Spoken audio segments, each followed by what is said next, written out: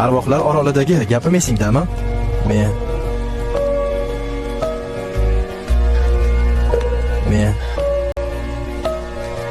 hech qachon seni tashlab ketmayman deb aytgandim.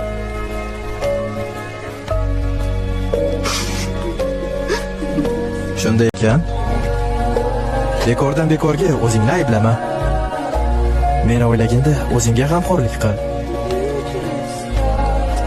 Bu meni senga so'nggi iltimosim.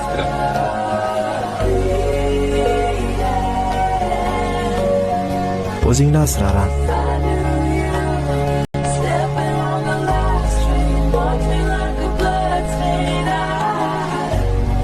Aytgancha bu xabar 10 soniyadan keyin o'chib ketadi. Hazil bu. Har doim shu gapni aytgim kelgandi.